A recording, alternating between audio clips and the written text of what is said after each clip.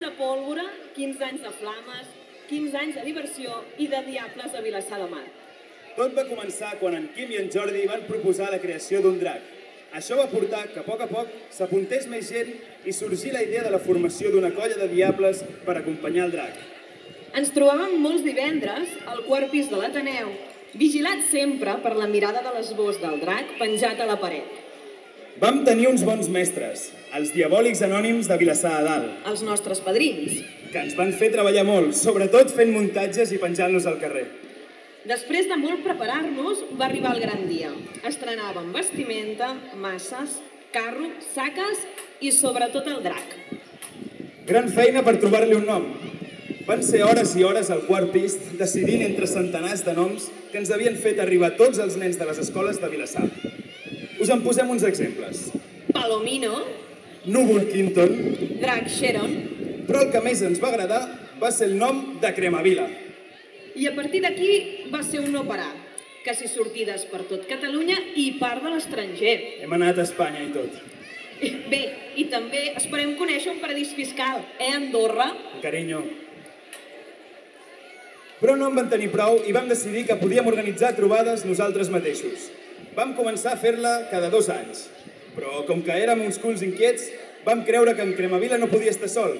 I coincidint amb una trobada, va néixer de les mans del Toni Mujal un dels protagonistes de la Festa Major de Vilassar de Mar, l'Asa de l'Auca de Vilassar, apadrinat pel Drac de Mataró. Bé, també l'Auca de Vilassar de Dalt, Aquest cop, tenint l'experiència d'en Cremavila, vam decidir nosaltres el nom. I què millor que el nom d'un màrtir de Vilassar de Mar, ja que el seu paper durant la Festa Major no és res més que fer de màrtir penjat a dalt del campanar. Innocenci és el seu nom. La nit se'ns fa curta i no tot és fosc. Com a bons missatgers de l'infern, cada 5 de gener acompanyem els Reis d'Orient donant carbó a tots els que es porten malament. I en són molts, creieu-me. El drac també vol sortir de dia i ser el protagonista, com el seu company l'Innocenci. I quin millor paper que el dolent de la llegenda de Sant Jordi i lluir-se amb el seu propi ball composat per sa tromfa d'Esgodall. Aquests 15 anys han donat per molt. Riures, Plors, cremades, caigudes, sopars festes, i sorpreses. ser padrins de la bèstia de Palafolls. Veus?